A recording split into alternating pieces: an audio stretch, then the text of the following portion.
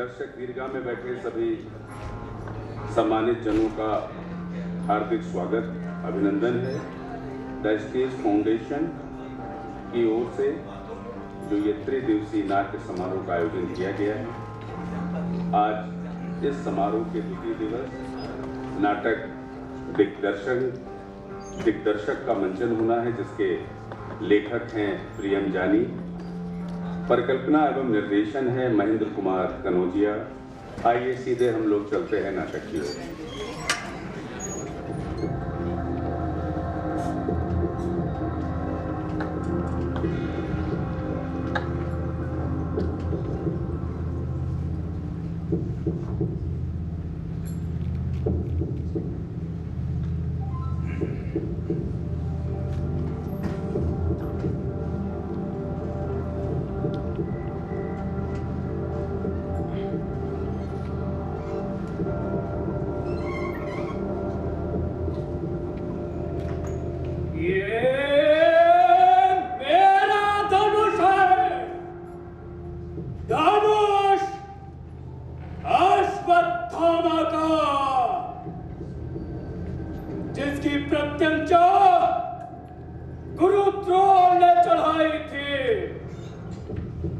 लेकिन आज जब मैंने देखा दुर्योधन को निशस्त्र, आंखों में आंसू लिए मैंने मरोड़ दिया अपने इस धनुष को। कुचले हुए सांप सा भयावह,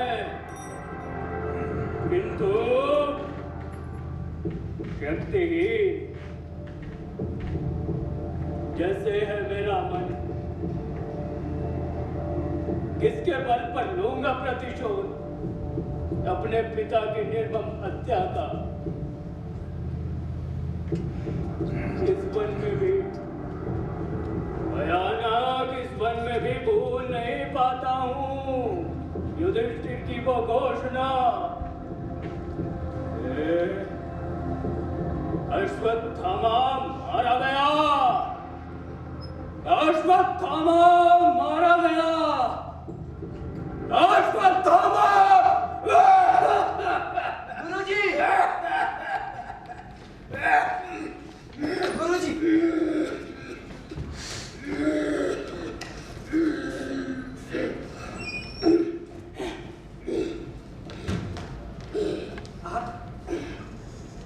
आप ठीक तो है ना?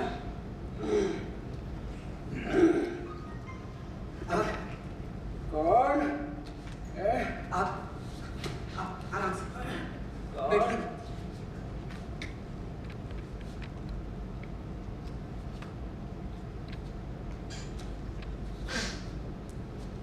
इतने सालों के बाद आज अचानक कैसे हो तुम? मैं अच्छा हूँ, आप कैसे? मैं कैसा हूँ? मैं मंच जैसा हूँ, पुराना, धूल से जमा हुआ और बिल्कुल सोना। सबसे नीचे बैठे थे क्या? जी हाँ, बस आपको परफॉर्म करते हुए देखना चाहता। अच्छा, क्या देखा? यही ना कि मैं कितना कमजोर हो गया हूँ। जी नहीं, देखा तो कितना कुछ सीखना बाकी है अभी आपसे। आप हर शाम यही बिताते हैं? भाई मेरा बस चले तो मैं पूरा दिन यहीं पे बिताऊं, मगर हम इतने करने पड़ते हैं कि सुबह उठकर मंदार को जनाब, ये मंदार कौन है? मेरा पोता। सुबह उठकर मंदार को स्कूल ले जाओ, वापस आकर विजय के लिए खाना बनाओ, साफ सफाई करते करते दोपहर हो जाती है, और फिर दोपहर को दोबारा मंदार को स्कूल के लिए कराओ। पूरा दिन चला जाता है उसका होमवर्क कराने में, और फिर शाम को 6:30 बजे ट्यूशन से सीधा मैं यहीं चला आता हूँ और 6:30 से 8:30 यहीं रहता हूँ, यानी कि 7 मैं 24 घंटे लेता हूँ, लेकिन जीता सिर्फ 2 घंटे हूँ। पर सच में बहुत अरसे बाद आपको परफॉर्म करते हुए देखा। मेरा तो आज भी सवाल वही है, आप जो भी कैरेक्टर करते हैं उसमें इतनी डेप्थ कहाँ से लाते हैं? भाई मेरा जवाब आज भी वही है कि मैं जो भी कैरेक्टर करता हूँ उसमें अपने आप को रिलेट कर पाता हूँ। फॉर एग्जाम्पल ये अश्वत्थामा एक ऐसा कैरेक्टर है जिसे मैं अपने आप को सबसे ज्यादा रिलेट कर पाता हूँ। उसकी पीड़ा, उसकी बेचैनी, उसकी लाचारी, और उसे भी तो धोखा देकर परास्त किया गया था ना। आप अब भी नाराज हैं मुझसे? बोल लिया। चलो देखा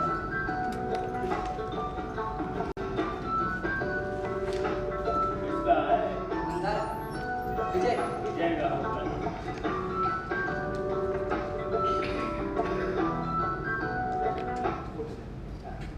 हेलो, हाँ विजय, हाँ नल की रिपेयरिंग करा। हाँ 1000 रुपए मांग रहा था तो हाँ मैंने 800 रुपए दिया। हाँ तब जाके राजी हुआ। हाँ ठीक है हाँ मंदार बोले। अच्छा सुन, सब्जी की चीज बना भिंडी। हाँ ले आओ तो फिक्र बस। ये सब नाटक आज भी आपने संभाल के रखे हैं? भाई ये कहना ठीक होगा कि इन नाटकों ने मुझे संभाल के रखा, नहीं तो मेरा पता नहीं क्या होता। अगला घोड़ा है बदन। अरे जनाब, आधे अधूरे कुछ याद आया आपको?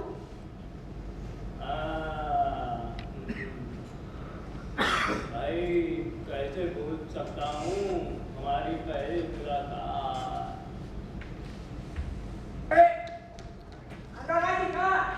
कौन? अरे गुप्ता जी बैठे हैं, तूने रखी सकता जी, बोले आपको नाटक के बारे में कौन हीरो को कहे? हीरो नहीं, एक्टर चाहिए। अरे हाँ भाई अंदर आ गई क्या?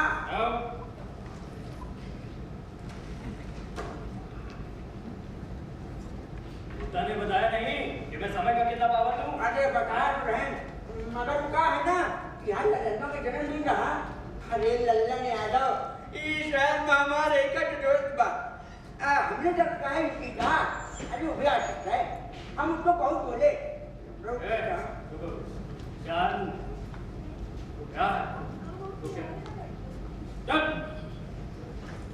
अरे आप भी तो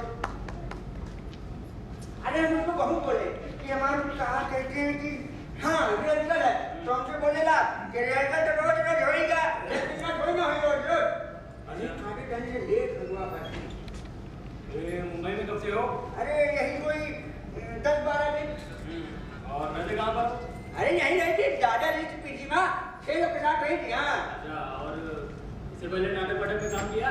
अरे एक बार हम गांव में बानर सेना का हिस्सा बने रहे, गांव में रामलीला टोली में हमारा डला रहा बोलो श्रीपति रामचंद्र की जय। तो जाहिर है कि आप फिल्म स्टार बनने आए। ये नाटक वाटक में काम करके क्या मिलेगा? देखो भाई बोले आपको नाटक वाटक ना बहुत छोटा चीज है। हाँ अब हमको तो सिनेमा के बड़े पर्दे पे आना है भाई। हर बच्चों जाओ वाली एंट्री हो और पब्लिक का डलाए ताली वाली बजावे तब ना मजा है। मगर गुप्ता जी बोले कि नाटक से कलाकार को फिर में जल्दी मौका मिल जाता है। वही हम यहाँ बता रहे हैं। हाँ अच्छा वैसे गुप्ता जी एक बात और बोले, लेकिन कि नाटक से बहुत कुछ सीखने को मिली है। एक बात बोले आपको, अरे भला ये गुप्ता जी उनका नहीं मालूम, हमका कुछ सीखने को नहीं बा, हमका क्या भाव आता है। अच्छा, आपको सब कुछ आता है? बहुत अच्छी बात है फिर ये हमारे। चलिए अभी एक काम कीजिए, जरा हमारे लिए ये पढ़िए तो। हाँ क्या है नाटक की स्क्रिप्ट है, जिसे नीचे बैठकर पढ़ना। चलो बैठो। यहाँ हाँ, और आवाज खुली रखना। ये सिनेमा नहीं है, थिएटर है। चलो। आधे अधूरे लेखक मोहन राकेश। मोहन राकेश? अरे वो जोड़ी है क्या सलीम जावेद जैसी? नहीं, कई आदमी है मोहन राकेश। अरे साला, ये तो बिना सम्मान के लेखक बनवा। इकरा तो नाम है अधूरा, तब इससे आधे अधूरे नाटक लिखता है। जो दूर का आदमी पढ़ रहा है ना।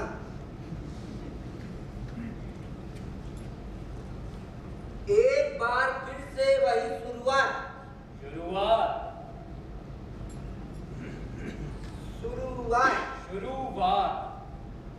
अरे वही तो बोल रहे साहब, वही कहा बोल रहे हो भैया।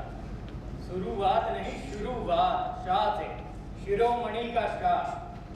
शिरोमणि का शाह ना? शिरोमणि नहीं, शिरोमणि का शाह। देखिए, आप जो सा कह रहे हो हमारे पास नहीं निकले बात। अरे आपको तो सब कुछ आता है ना, तो ये पसीना कैसे? चलिए पसीना पूछिए, आगे बढ़िए। चलिए बढ़िए। हम नहीं जानते आप लोग हमसे क्या आशा कर रहे हैं। आशा नहीं, आशा। फिर वही गलती कर रहे हो। आशा? आशा। हम नहीं जानते आप लोग हमसे क्या आशा। फिर आवाज धीमी हो गई। हमारी आवाज मुझे आखिरी रो तक सुनाई देनी चाहिए, बेस होना चाहिए। थ्रो। ये सब का है भैया? अरे भैया, आपको तो पता है ना सब कुछ। चलिए पढ़िए। देखिए, हमका नहीं आवत बा। क्या? अरे हमका नहीं आवत बा। क्या कह रहे हो? सुनाई नहीं दे रहा। अरे हमका नहीं आवत। अरे तेज। अरे हमका नहीं आवत बा भैया। ये सब का है? बेटी रो, आखिरी रो, कहाँ बता दी गुप्ता आपके। देखो, मैं नीचा दिखाने का मेरा कोई इरादा नहीं था। मैं केवल इतना समझाना चाह रहा था कि घमंड के चश्मे को उतारो कि नहीं ना, तो हर जगह भ्रम ही भ्रम दिखाई देगा। समझे? जाओ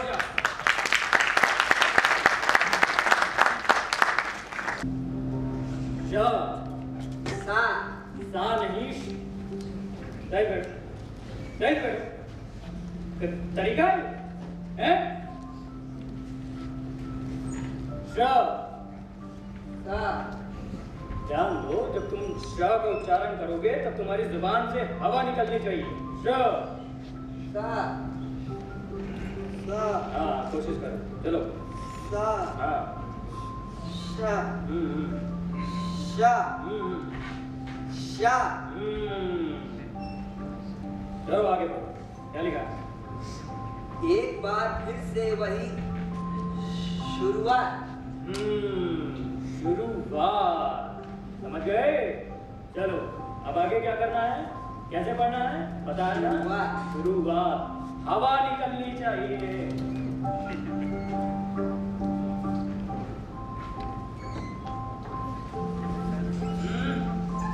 ये बिल्कुल भी सही तरीका नहीं है करने का। तुम्हारी चाल जो है वो तुम्हारे कैरेक्टर के अनुरूप होनी चाहिए, समझे? और एक बेसिक रूल है चलने का कि जिस दिशा में आपको आगे बढ़ना है, सबसे पहले उस दिशा का पैर आगे कीजिए। जैसे अभी दाएं दिशा में आगे बढ़ना है तो सबसे पहले दायां पैर, और अगर बाएं दिशा में आगे बढ़ना है तो बायां बायां पैर। अभी तुम मेरी तरह सिर पर चलने की कोशिश करो। आओ। हाँ, रुको। और एक चीज मैं बताना भूल गया कि जो तुम्हारा डायलॉग उसे हमेशा आंख में आंख डालकर बोलो, ठीक है? और अगर ऑडियंस से डायलॉग है तो जो तुम्हारा आई कांटेक्ट है वो तुम्हारे कद के बराबर होना चाहिए, समझ गए? ये तुम कहाँ जा रहे हो? तुम्हारे बिना मैं क्या करूंगा? क्या करें?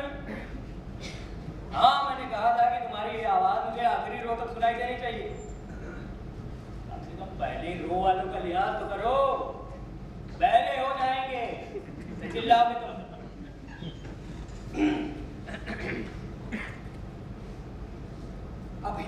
सबसे जरूरी होता है वॉइस मॉड्यूलेशन और वेरिएशन।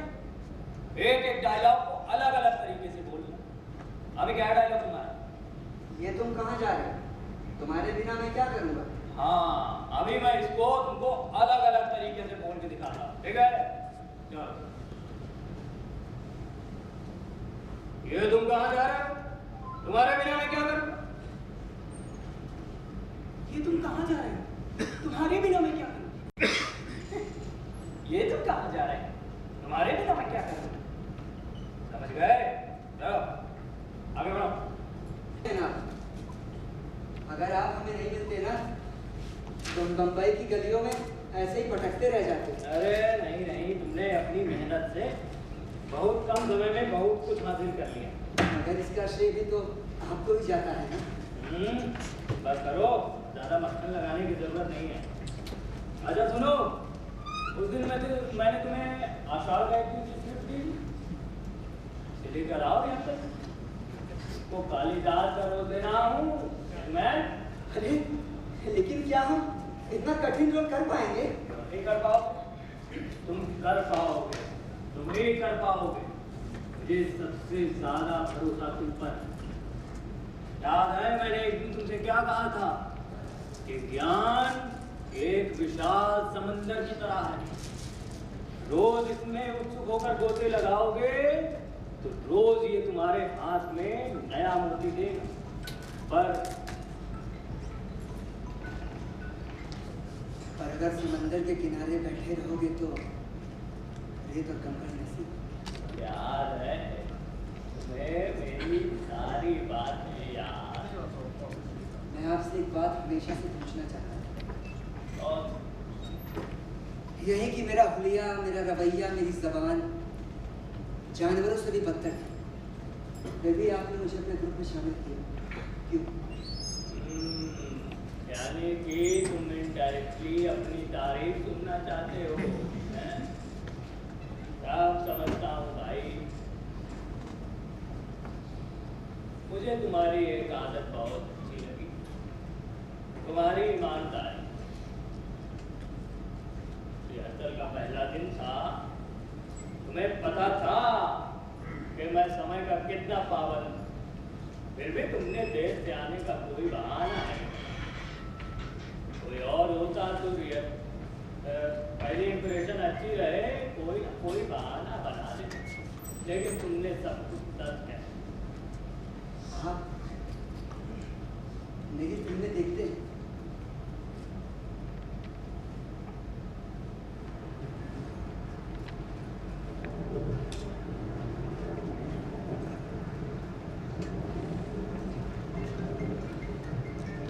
आप अब भी नाराज हैं मुझसे? आखिर कब तक नाराज रहेंगे? बारिश रोज छतरी लेकर आता था तो इतनी तेज बारिश नहीं होती।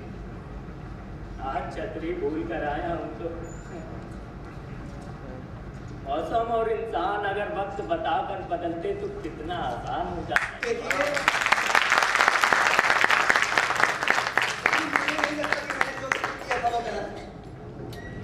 जब भी झूठ बोलते थे अपनी नाक जाते थे। देखिए मैं सच कह रहा हूँ। I don't regret my decision at all. Good. Good. Because you should have. आप बहुत नाराज हैं मुझसे। अरे आज इस बात का फैसला हो ही जाए भाई। अरे मैं बिल्कुल भी नाराज नहीं हूँ तुमसे। आप जब भी झूठ बोलते थे अपना सिर खुजाते थे। इसका मतलब है कि हम दोनों ही एक दूसरे से झूठ बोल रहे हैं, अंधेरे में ढकेलते जा रहे हैं एक दूसरे को। कर्कश वास्तविकता के उजाले से ये फरेब का अंधेरा कई गुना बेहतर है। और वो वास्तविकता कितनी भी कर्कश क्यों ना हो, मैं उसका सामना करने के लिए तैयार। देखो मेरा कहना है कि हम उस राज को राज ही रहने दें तो बेहतर है। और मैं उस राज को जाने बगैर यहाँ से जाने वाला नहीं हूँ, और ना ही आपको जाने दूंगा। सुना आपने? मैं आपको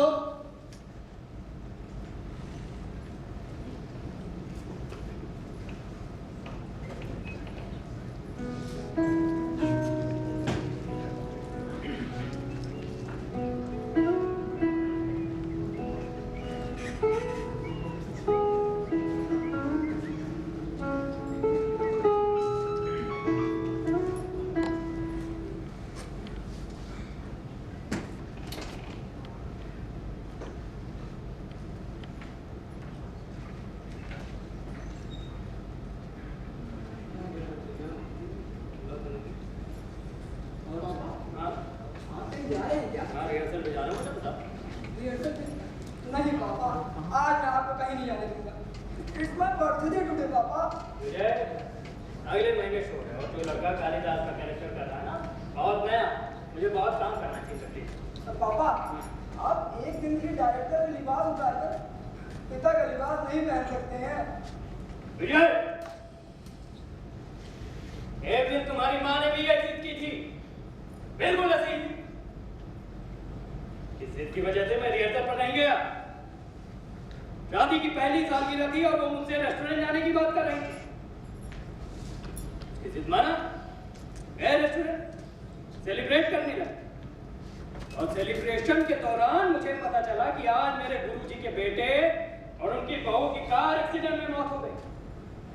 फिर भी वो रिहर्सल पर आए थे और मैं केवल इसलिए नहीं गया क्योंकि मुझे सेलिब्रेट करना। उस दिन से मैंने अपने आप से वादा किया विजय कि चाहे कुछ भी हो जाए, मैं अपनी निजी जिंदगी का साया थिएटर पर नहीं पड़ने दूंगा। पापा, आपकी निजी जिंदगी का साया तो थिएटर पर नहीं पड़ता, पर आपके थिएटर का साया तो निजी जिंदगी पर पड़ता है पापा। उसका क्या? ये तुम समझते क्यों नहीं? मेरे सारे स्टूडेंट नए हैं। मैं लापरवाह हो गया तो उन पर क्या छाप पड़ेगी? हैं? वो आगे आने वाली पीढ़ी को क्या सबक देंगे? अगर ऐसा हुआ ना बेटा, तो ये जो थिएटर का भविष्य है ना, बहुत अंधकार में चला जाएगा। पापा, आपको अपने थिएटर के भविष्य की चिंता है, बेटे के वर्तमान की कोई फिक्र नहीं। अंग्रेजी में एक कहावत है विजय, What cannot be cured must be endured। मेरा इंतजार मत करना, मुझे आने में देर। पापा, अंग्रेजी में एक और कहावत है, better late than never।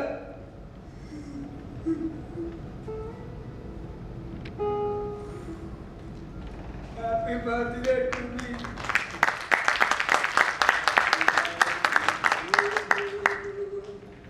Happy birthday to you। Happy birthday, happy birthday, happy birthday to you। ये लीजिए, केक काट लीजिए ना आप।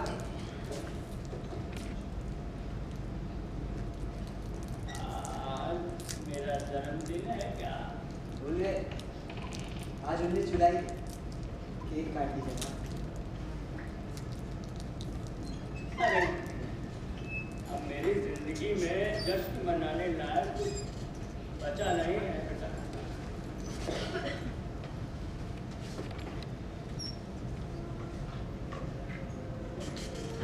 इसका जिम्मेदार कहीं ना कहीं मैं ही हूँ।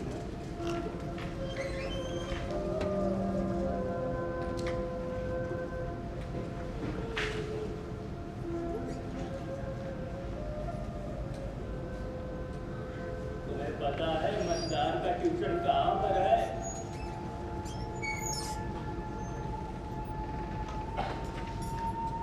बहराम बाग के चौराहे पर जो एक टूटी हुई इमारत है ना, उसके चौथे माले पर है मतदान का ट्यूशन। आज तक मैं किसी तरह अपनी सांस काम कर उसको चौथे माले तक लेकिन चौथे माले तक पहुंचते पहुंचते मेरा घुटना जवाब दे देता। फिर भी मैं चेहरे पर एक झूठी स्माइल रखता ताकि उसको गिनती हुई। लेकिन कहा जाता है ना कि जो रुदन दिखाई और सुनाई नहीं देता, वो सामने वाले को और गहराई से स्पर्श कर जाता है। मतदान तो वो कर गए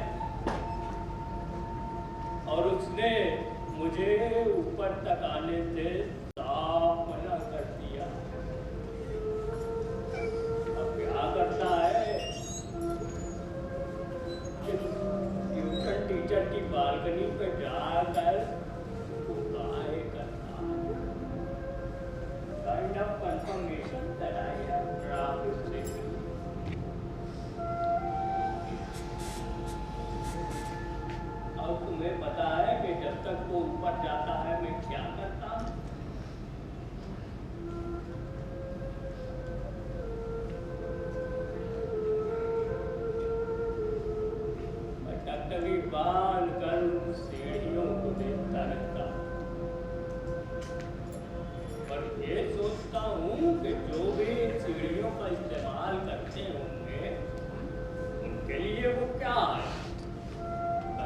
निर्जीव ढांचा जिस पर पैर बांधकर आप अपनी मंजिल तक पहुंच सकते हैं, और एक बार मंजिल मिल गई तो उसकी तरफ मुड़कर भी नहीं देखते।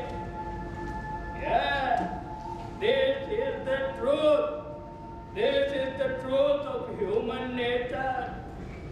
No emotional attachment. उस इमारत में कोई लिफ्ट नहीं है, इसलिए सीढ़ियों का इस्तेमाल राजी खुशी नहीं किया जाता, बल्कि इसलिए किया जाता है क्योंकि और कोई चारा नहीं है। और ये सब सोचने के बाद मेरे दिमाग में जो पहली तस्वीर बनती है ना, तुम्हारी बनती है। तुमने थिएटर का इस्तेमाल उन्हीं सीढ़ियों की तरह राजी खुशी नहीं किया, बल्कि इसलिए किया क्योंकि और कोई चारा नहीं था फिल्मों में जाने के लिए।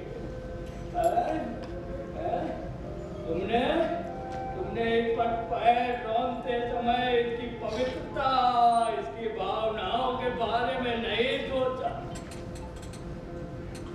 जहल में थी मंजिल, और एक बार मंजिल मिल गई तो इसकी तरफ मुड़कर भी नहीं देखी।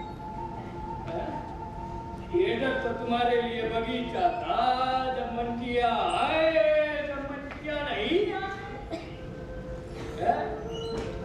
लेकिन मैंने तुम्हें क्या सिखाया कि थिएटर की तुलना फौजी समुदाय से की गई। ये मानता है संपूर्ण आत्मसमर्पण और बलिदान। और तुमने मुझसे क्या कहा कि मैंने कोई कॉन्ट्रैक्ट नहीं साइन किया है? ये बात है बता, है जवाब इसका? बोलो।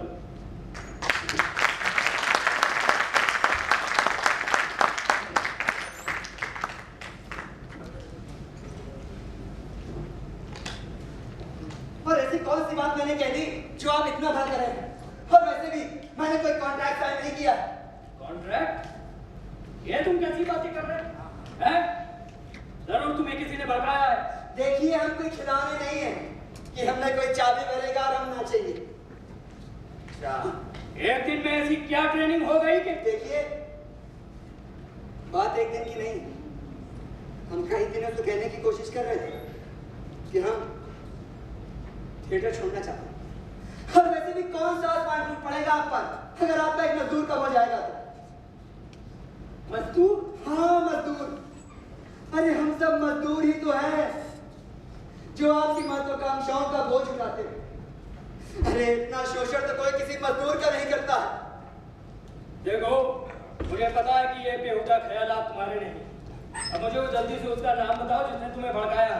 कितना विश्वास है आपको, कितना यकीन कि हम इतने आत्मनिर्भर हो ही नहीं सकते हैं कि हमारे अपने निजी विचार हो, हमारे अपने निजी मत हो सके। अरे आपको तो सिर्फ तानाशाही करनी है ना।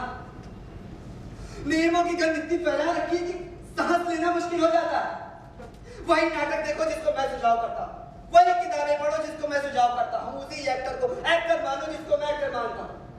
और हाँ, ये घटिया फिल्मों का नाम लेना भी मना है मेरे सामने। रिहर्सल के बाद घंटों बैठकर किसी फिल्म एक्टर की खिल्लियां उड़ाओ या किसी थिएटर के महारथी की गाथा गाओ। अरे हम सब कठपुतलियां हैं आपकी। अगर आपकी मनचाही दिशा पे हमने कदम नहीं रखा तो आप डोर खींचेंगे और धकेल के दूसरी दिशा में पहुंचा देंगे। देखो, मुझे पता है कि तुम लोगों को मेरा रवैया ठीक नहीं रहा, समझे? और सच पूछो तो मैं भी कई बार सोचता हूँ कि तुम लोगों को खुला छोड़ दूं। अरे लेकिन मैं तुम लोगों को खुला कैसे छोड़ दूं? मैंने अपनी जिंदगी का बहुत सारा समय गलतियां करने और उनको सुधारने में लगा दिया। हाँ, तो हमें भी वो गलतियां करने दीजिए ना। वो गलतियां, इसका पता तो लगने दीजिए। सही क्या है, गलत क्या है, इसका पता अपने अनुभव से लगने दीजिए ना। लेकिन नहीं, आपको तो बस बहुत हो गया। अब मैं ये सब छोड़ छाड़ के हमेशा के लिए जा रहा हूं। नमस्ते। अरे अरे सुनो सुनो यार, अरे मेरी बात तो सुनो। अरे उसका नाम तो बता दो जिसने तुम्हें बताया है। मैं जिंदगी भर तुम्हें कोसता रह जाऊंगा बेटा, मुझे उसका नाम तो बता दो। बताओ बेटा, बताओ क्या करूं मैं, मुझे उसका नाम बताओ, ऐसे छोड़ के मत जाओ। अरे आज तो उसका नाम बता दो जिसने तुम्हें बताया था। अगर आपको भी लगता है कि उस दिन मुझे किसी ने उकसाया था तो आपकी सोच बिल्कुल सही है। किसने उकसाया था तुम्हें? अरे वो मूलचंदा। और मूलचंदा वो सी ग्रेड फिल्मों का डायरेक्टर? क्या कहा उसने? उसने मुझे बताया कि वो मुझे अपनी फिल्म में कास्ट करना चाहता है, लेकिन ये बात अपने मुझ तक पहुंचने नहीं रही। सरासर झूठ है, बिल्कुल झूठ। अगर आप इस बात को सच मान लेते तो मैं काफी निराश था, लेकिन कम से कम आपको ये यकीन तो है कि कोई भी ऐरा गहरा इंसान हमारे रिश्ते को तोड़ नहीं सकता। देखो ये गोल मोड़ बातें घुमाना बंद कर, मुझे तुम्हारे मुंह से सिर्फ सच सुनना है। मुझे भी जनाब, मुझे भी केवल सच ही सुनना है। आपको क्या लगता है कि आप मुझसे कहेंगे कि मैंने थिएटर का इस्तेमाल सीढ़ी की तरह किया और ये बात सच मान के मैं यहाँ से चला जाऊँ? देखिए जनाब, मेरे सवाल का जवाब आपके पास है और आपके सवाल का जवाब मेरे पास। और तुम मेरे सवाल का जवाब तब तक नहीं दोगे जब तक मैं तुम्हारे सवाल का जवाब ना दूं, हैं? यानी कि मैं तेरी डबली बजाऊं तो तू मेरा राग लगा। ना ना, I scratch your back and you scratch my back. It sounds more sophisticated. Sophisticated? कल तक जिनके मुंह में गुटखा और बीड़ी हुआ सॉफिस्टिकेशन की बात कर रहे हैं। जनाब, हुआ करता था, अब नहीं। अच्छा, हुआ करता था, अब नहीं। इधर क्या हुआ? बैठ। अरे कुछ नहीं है।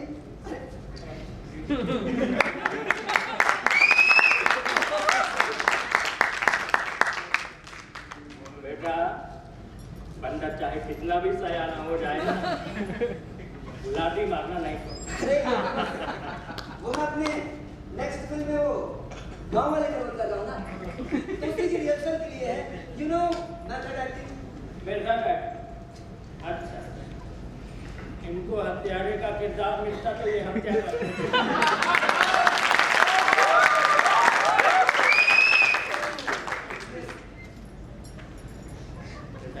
इनके बॉलीवुड में जिन्हें तानिश लेवेस्की का पूरा नाम तक नहीं पता, वो भी मेथड एक्टिंग करने का दावा कर रहे हैं। जनाब, ये तानिश लेवेस्की कौन है?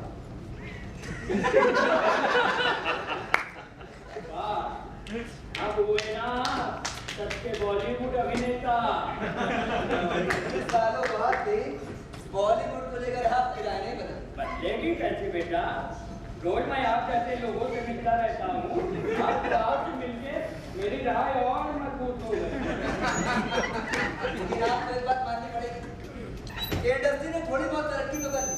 हाँ, थोड़ी बहुत, बहुत तरक्की कर। पहले स्टोरी बाहर से ले आते थे, हैं? अब क्या composer, screen play writer, director, actor सब बाहर से ही ला रहे हैं। ऐसा चलता रहा ना बेटा तो ये पब्लिक भी बाहर से ही बुलानी पड़ेगी।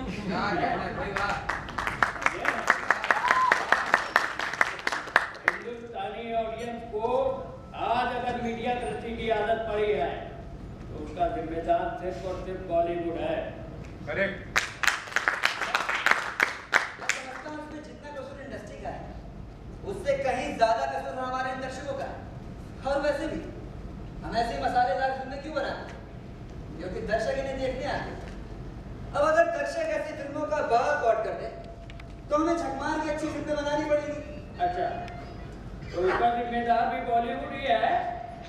अरे मैं 100 साल तक तुमको कचरा खिलाता रहूं और फिर कुछ अच्छा रख दूं खाने को, तो तुम खाओगे तो कचरा ही ना बेटा।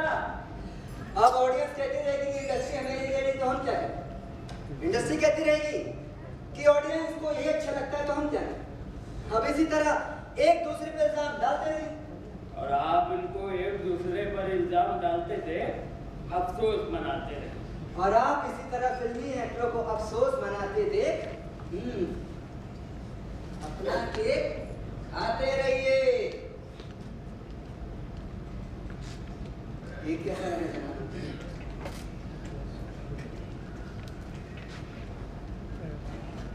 बढ़िया है भाई।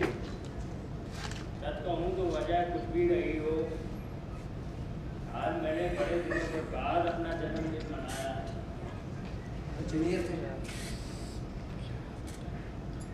आज रात इस रात से पर्दा हटा ही देते।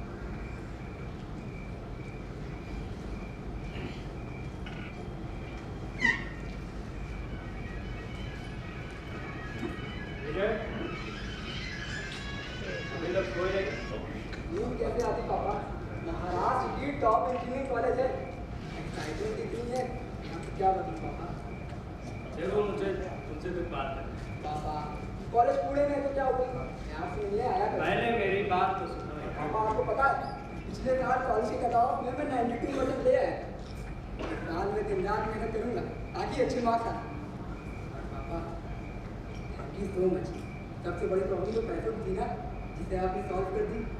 थैंक यू सो मच पापा। बेटा वो पैसे मैं किसी और को दे दूंगा। पापा मेरी फीस पूरे 2 लाख रुपए। हाँ मैं दे दूंगा। लेकिन पापा आप ऐसा कैसे कर सकते हैं? ये मेरी जिंदगी का सवाल है पापा। अब मैं क्या करूंगा? ध्यान दिए है ना, हाँ भी किसी की जिंदगी का ही सवाल। लेकिन पापा मैं आपका बेटा हूँ, आप मेरे साथ ऐसा कैसे कर सकते हैं पापा? सो जाओ पापा मैं क्या करूंगा? पापा कुछ तो बोलिए, मैं अब कैसे कॉलेज जाऊंगा? पापा प्लीज, पापा पापा।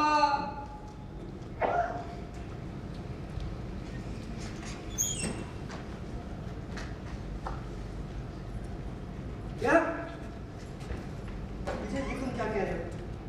अरे हमने जो कुछ भी सीखा है उससे सीखा है, और तुम चाहते हो कि मैं उन्हें धोखा दे दूं? धोखा? कैसा धोखा? अरे धोखा तो वो दे रहे हैं तुम सबको। अरे बात बताना, तुम गाँव से यहाँ क्यों आए? 1500 रुपए में नाटक करने के लिए या फिर स्टार करने के लिए? अरे बाहर की दुनिया में जाकर देखो, इतना कुछ कमाना बाकी है अभी। मेरा एक ही सपना था, मैं STL कॉलेज में, लेकिन मेरे पापा ने मेरा वो सपना कुचल दिया। आपके अस्तित्व का कोई सम्मान करे तो आप कह सकते हैं, लेकिन अगर आपके अस्तित्व को कोई नकारे वो सहना मुमकिन नहीं होता है। और मेरे पापा मेरे अस्तित्व को नकारते हैं।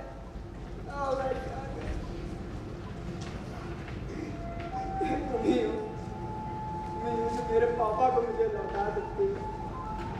हाँ, उन्हें सबसे ज्यादा लगाव तुमसे है।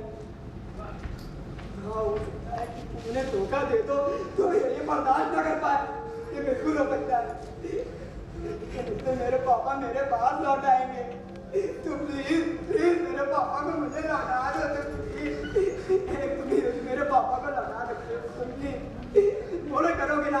बोलो, बोल एक बार, मेरे पापा को लौटा दो, मेरे पापा को लौटा दो प्लीज।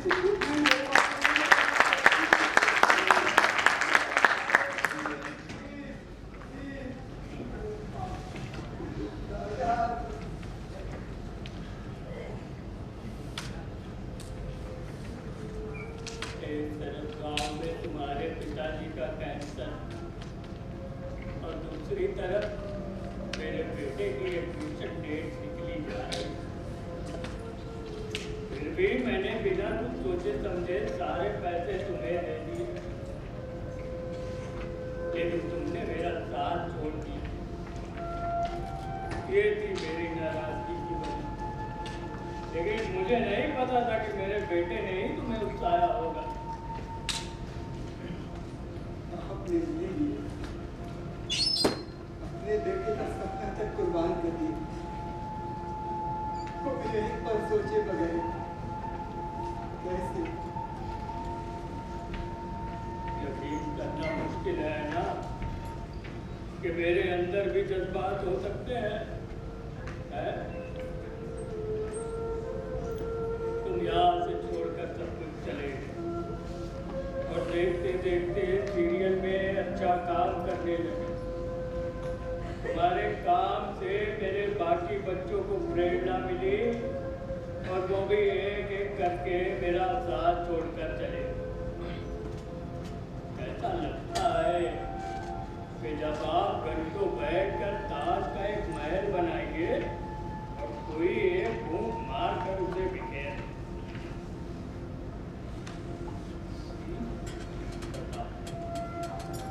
कैसा लगा? मुझे माफ कर दीजिए, प्लीज मुझे माफ कर दीजिए, माफ कर दीजिए। अरे उठो, माफी तो मुझे तुमसे मांगनी चाहिए। तुमने एक बार भी अपने आप से पूछा कि मैंने वो पैसे तुम्हें क्यों दिए? हैं? मैंने वो पैसे तुम्हें इसलिए दिए ताकि तुम अपने पिताजी का इलाज करवा पाओ और सारा ध्यान टेंशन फ्री होकर थिएटर पर दो। यानी तुम्हें पैसे देते समय मुझे तुम्हारा ख्याल नहीं था, थिएटर का ख्याल।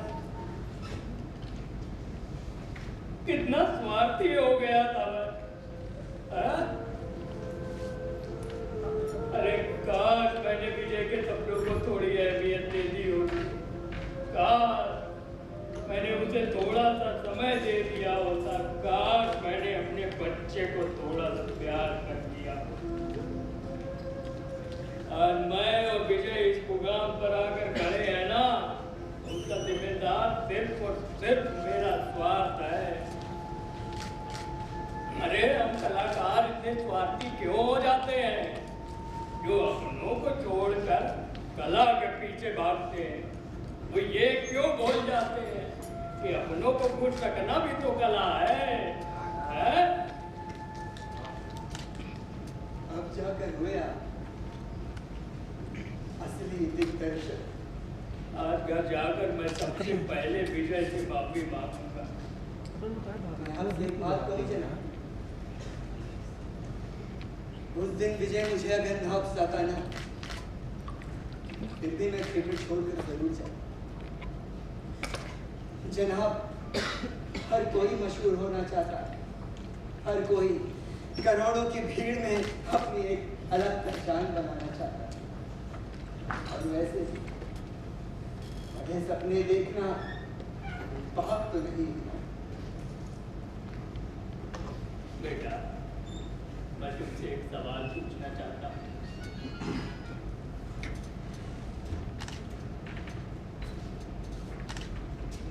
एक कामयाबी का स्वाद कैसा होता है बेटा? जाने आंखों में भी जब अपने लिए प्यार देखता हूँ ना,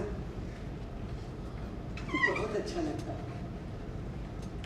तुमने मुझसे पूछा था ना कि मैंने तुम्हारी फिल्में देखी हैं कि नहीं? अरे मैंने तुम्हारा सारा काम देखा है। एक एक इंटरव्यू, अखबार में जो कुछ तुम्हारे लिए छपा है, मैंने सब संभाल के रखा है। ये देख, ये देख। I am proud of you बेटा, I am proud of you. पता है जनाब, मेरे पास सब कुछ था, नाम, पैसा, शोहरत, लेकिन फिर भी कुछ अधूरा अधूरा सा लग रहा था। फिर वो कामयाबी ही क्या जो किसी के साथ बांटी न जा सके। आज जाकर मैं आपको कामयाब महसूस कर पा रहा हूं। अच्छा जनाब, वो मंदार का ट्यूशन खत्म होने में तो अभी समय है ना, तब तक क्या करेंगे? कोई नाटक? अरे नहीं, आज मैं बहुत थक गया हूँ भाई, नाटक फिर कब? जनाब, जनाब ये थिएटर है, थिएटर, और यहाँ पर रिटेक्स नहीं होते हैं। आज, अभी और इसी वक्त। हाँ, अभी इसी वक्त। वहाँ देखो एक स्क्रिप्ट पड़ी है सबसे ऊपर, उसे उठाओ। पहला पन्ना खोलो, उसमें तुम्हारा कैरेक्टर है जो वो गांव से आया हुआ जाहिर लड़का है, इसे बोलने की तमीज तक नहीं पता और अपने आप को सुपरस्टार पढ़ो जरा बेटा। नीचे बैठो, नीचे बैठो, बैठो।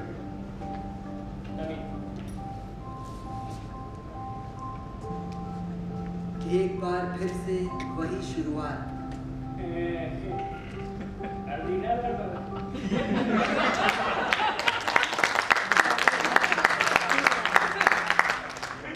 हॉलीवुड अभिनेता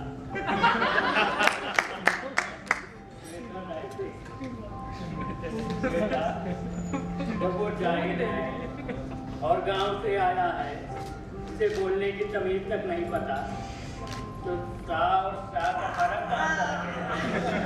है? अरे जनाब, आपसे कोई नहीं मिल सकता, नट सम्राट।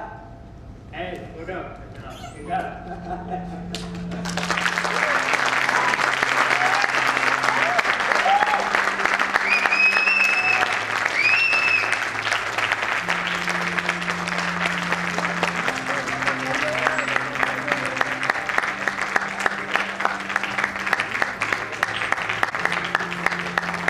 जनाब ये नाटक है, यहाँ रिटेक नहीं होते।